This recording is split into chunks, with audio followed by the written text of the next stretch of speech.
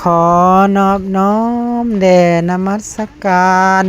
พ่อแม่ครูบาอาจารย์ขอเจริญสุขเจริญพรออกตนญาติโย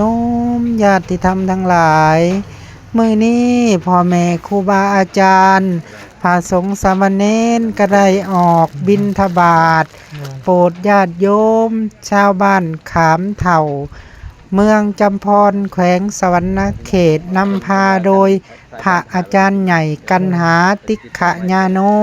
เจ้าอาวาสวัดป่าภูข้อเนาะในงานปริวาสกรรมกระจัดอยู่ที่วัดป่าภูข้อ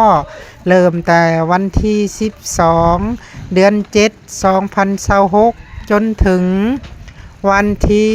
22เดือน7 2026ก็ขอรัตนานิมนต์พ่อแม่ครูบาอาจารย์มาห่วมประพฤติปฏิบัตินำกันเด้อพร้อมถึงออกตนญาติโยมถ้าออกตนญาติโยมท่านใดเลื่อนมาเฮ็ด